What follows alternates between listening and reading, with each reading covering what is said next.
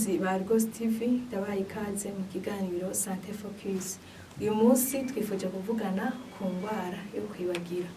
Kwibagira ni ikintu kibangamiye abantu benshi kandi ni ikintu gishikira n'abantu benshi.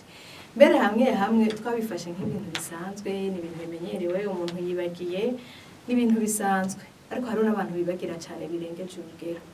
Hari igihe rero umuntu ashobora kwibagira ibintu ugasanga nawe nyine biranamutangaje, umuntu akibagira ukibagira nkaho wabitse ikintu, ukibagira dufate nk'ubu n'umuntu mwari mwahanye rendezvous canke n'umunyeshuri akibagira ibintu yize. Mbere hari n'igihe bihora bidushikira ugasanga umuntu avuye nko hanze, yari muhira avuye hanze n'akantu yarakeneye kurondera mu nzu, ugaca usanga ucinjira mu nzu uciye wibagira ca kintu wari ukeneye. Ati mbega nari mvuye hanze, utangura gutangara ati mbega igihe nari ninjiye narinje gukora iki. Mbere hari n'igihe bishika ntuce uhita wibuka, usanga gusabye kongera gufata umwanya wo gusubira kucibuka.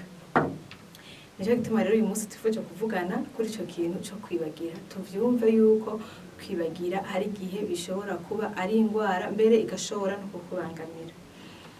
Kwibagira none vyoba biterwa n'iki? Usibye rero yuko kwibagira bishobora kuba ari ikimenyetso c'uko umuntu agwaye indwara iriko iratera ubwonko bwiwe, ugasanga ubwonko bwawe buriko buratakaza ubushobozi bwo gukora. Mu gihe rero umuntu yumva yuko yoba yibagira cane, ukibagira dufate ugasanga nk'ubu uribagiye ahantu wabitse imfunguruzo, ukibagira fate nk'ubu hariho nk'abantu usanga bubatse ugasanga yatewe no kwibagira, ugasanga mbere bimubereye ikibazo kirekire. Harageze n'igihe ashobora kwibagira dufate n'umukenyezi we wubakanye, cyangwa umukenyezi akibagira umugabo wiwe akamwibagira izina, cyangwa abana biwe akayibagira amazina. Ivyo navyo biri mu bintu bihora bishikira abantu kenshi. Ivyo bigeze aho bishika ngaho, ni ca gihe umuntu kwibagira iyo vyararenze urugero, kwibagira kumwe twita gusanzwe, ugasanga umuntu yaragize perte de mémoire, asigaye yibuka ibintu bike. Ni wa muntu usanga nubwo womwereka ikintu inyuma y'umunota umwe utoza kukimubaza ati mbega wewe wabonye iki, canke wumvise, kandi yari yavyiboneye neza canke yari yavyiyumviye neza ivyo bintu, mugabo inyuma y'umwanya muto cyane, inyuma y'umwanya muto cyane akaba avyibagiye. Ivyo rero bikunda gushikira abantu benshi. Tuvuge rero yuko kwibagira hariho ibintu bibitera. Umuntu ashobora kugira stress nyinshi igatuma yibagira. Umuntu ashobora kugira depression igatuma yibagira. Iyo wahuye n'ibintu byagutraumatije vya kera cyangwa uri kuracamwe, bigatuma naho nyene ushobora kugira kwibagira. Iyo udafungura ibifungurwa birimo vitamine B1 na B12, navyo biri mu bintu bishobora gutuma umuntu ubwonko bwiwe butakaza ubushobozi bwo kwibuka. Kunywa inzoga, abantu banywa inzoga nyinshi birabashikira ko bibagira. Abantu banywa itabi birabashikira kenshi ko bibagira. Abantu banywa ibiyayura mu mutwe birabashikira ko bibagira. Kuri rero turazi yuko vyonona ubwonko bw'umuntu. Abo bantu rero haragera igihe iyo bimaze kuba ibintu vya kamenyere bakibagira cane cane. Ku bantu hari igihe bishika umuntu kwibagira ugasanga bivana no kutitaho ibintu, navyo birabaho. Ugasanga ntitaho ibintu vyiwe vyose afukwa bifashe, tuvuga uko n'uwo muntu arakunda kwibagira. Uburuhe bw'umubiri, iyo dufata wakoze ibintu vyinshi ukaruha, umubiri ukaruha, ugaca usanga nk'ubu hari ikindi kintu vyari bikenewe yuko uza kubamwo cyangwa uza gukora, kubera bwa buruhe bw'umubiri nabwo bigaca buba mu vyatumye umuntu yibagira. Canke iyo umuntu afise bimufatiriye cyane, birashika umuntu ugasanga afise bimufatiriye cyane, ugasanga afise amaprograme menshi, bigaca bituma hariho bimwe ashobora gusanga yibagiye. Twabivuze rero yuko hari igihe bishobora gushika umuntu ugasanga yibagira n'ibintu bitari bikwiye kwibagirwa. Dufate nk'ubu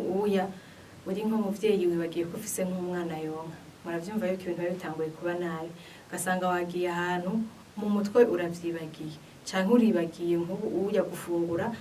atari ukubera yuko ufise akazi kenshi, oya. Ugasanga apana kandi yuko no kwirengagiza, oyaye. Hari igihe umuntu agera igihe akibagira bikagera ku rugero biteye n'ubwoba, tubivuge gutyo oya. Nico tugombye kuvuga rero nijya ari umuntu yogira amakenga mu gihe kwibagira kwiwe abona ati uko kwibagira je mfise kuranteye amakenga nijya rero umuntu yobona yuko akwiye kugira amakenga ni mu gihe ubona yuko uko kwibagira kwawe kubangamiye abandi dufata aho mubana cyangwa aho mukorana dufate nk'umuntu mukorana aguhaye dossier uza kumudeporeza arakubwiye ati nta mwanya afise iyi dossier uze kuyimpera umushefu ugaca usanga urayibagiye kandi atari kubwo kubera yuko ufatiriwe cyangwa ugizene oya mu mutwe yahejeje kubikubwira biba birifuse muri ico gihe ubonye bikunda kugushikira biriko birabangamira abandi ukwiye kugira amakenga kwibagira ibintu wahora uzi neza nkuko twabivuze ibintu wahora uzi neza udakekeranya na gato atamuntu yahora abikubwira atamuntu yabikwibutsa ukabona utanguye kuvyibagira cyangwa ugasanga wibagiye ahantu wari uzi neza dufate wibagiye uba nk'ahandi hantu ugiye nko muhiri wanyu urahibagiye quartier babamwe ni yayindi ntibimutse urupango babamwe ni warundi ntibimutse mugabo ugaca usanga usigaye utahibuka urakekeranya ati mbega ni hehe canke ni hehe uhuye na nakamuzi nanye na wenyine utanguye kumwibagira utanguye kumukekeranya aho nabone ukwiye kugira amakenga mu gihe inyifato yawe yahindutse ugasanga comportement warufise ziriko zirahinduka bivuye kuri uko kwibagira ugasanga uri wa muntu ibintu byawe byahora biri anorte ibintu byawe byahora bipanze neza ariko ibintu byawe bisigaye byose arakajagari aho hose ukwiye kugira amakenga iyo utanguye kugira ikibazo cyo kutavuga neza ugasanga uri kuravuga wahora umuntu avuga ibintu dufate bitonze nta kubege yabirimwo oya ariko usigaye uvuga ujugumira usigaye uvuga uri mu bantu rero bakwiye kugira amakenga bakitura abaganga hakiri kare umuntu rero akunda kwibagira tumubwire ibintu bimwe bimwe bishobora kumufasha atari imiti oya ahubwo inyifato zimwe zimwe zoshobora kumufasha mu gihe kwibagira kwiwe kutararenga urugero cyane cyane gusa yuko kwibagira kurenza urugero gukunda gushikira abantu ariko baragera mu zabukuru umuntu rafise kwibagira tuvuge ati kuracari hafi tumubwire ibintu bimwe bimwe ushobora kwifashisha byotuma kwibagira kwiwe kuza kuragabanuka cyangwa rimwe rimwe nikuze kunamutera n'ingorane ni mu gihe umuntu yomenyera ibintu vyiwe kuvyamiza bitonze ibintu vyiwe akavyamiza bitonze ibintu vyiwe akamenyera kubibika ahantu hamwe apana yuko ubumuhindura ibibanza oyaye menyera kubibika ahantu hamwe uvuga ati imfunguruzo nkora ndazitereka kuri irya mezi hamwe bishitse ukavyibagira mu bwenge hacaza atiyo imeza nkunda kuzishirako nirya aya ukabimenyera ntugu umuhindo bibanza uyu musi uzibitse ku meza ejo mu kabati ejo mu cumba hariya ejo hehe dufate mu mpuzu oyaye menyera ahantu hamwe utagumuhindagura ibibanza ivyo bizogufasha kubishira ahantu habona hantu umuntu aguma yibuka apana handi uzorinda kunyegeza nubwo umuntu atogutorera ico kintu atokikuronderera oya ahantu kenshi habona kenshi nk'iyo ugiye winjiye nk'aho hantu ukunda gushira ico kintu ugishikirako apana ahantu hinyegeje kwirinda gukorera ibintu bibiri icarimwe fata ukaba uriko urakora ibi ugaca ukorana n'ibi oya banza ukore kimwe gihere niwagiheza uraza gutangura ikindi naco ufata umwanya mwiza wo kuruhuka ukarondera akanya ko kuruhuka ukaryama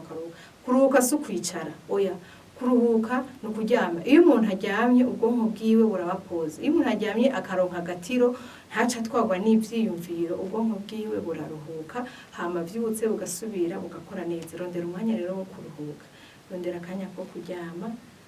gakwiye ntibivuze yuko umuntu aca aheba gukora oya urakora mugabo ukibuka n'amagara yawe kuko ni wamara kwibagira nako kazi nuzobuka igakora ariko gituma tuvuga ati umuntu arashobora gufata nakanya ko kuruhuka kwirinda kunywa inzoga nyinshi navyo biratuma umuntu atakaza ubwonko kwirinda zatayi twavuga kwirinda vya biyovyabwenge kwirinda vya bindi vyose twavuga vyotuma umuntu atakaza ubwonko bwiwe ntabe acibuka neza gufungura vya bifungurwa twavuga birimwo vitamine B1 na B12 nyinshi kwirinda rero bijya byose twavuze no gukora bino twavuze biri mu bintu byotuma umuntu ashobora kugira ubwonko bwibuka neza guhora yibuka ntakunde kwibagira canke wawundi yakunda kwibagira nawe bikagabanuka ariko rero tuvuge rero nk'uko tuvyumvise umuntu yoba yumva afise ico kibazo cyo kwibagira cyane birengeje urugero asigaye yibagira n'ibintu bitari bikwiye ko yibagira niba ukiri mutoya canke niba uri umuntu ariko aragera mu zabukuru urashobora kwitura abaganga bariho twarabaronse baciye ubwenge bavyize ibyo kuvura indwara zitandukanye babinonosoye ukaba wumva ari muri abantu bafite ico kibazo ukaba wumva kwibagira kwa gutangwe guteza ikibazo mu kibano mu kazi mu rugo iwawe navyo nyene vyotuma witura abaganga kugira ugarurire hafi amazi atararenga inkombe nuko rero turavyumvise byose cyo tugira n'izi nyifato nziza twavuze twazodufasha kugira umuntu akabanye kwibagira nakoze rero kudukurikirana ikiganiro cacu gihereye ngaha mugira ibihe vyiza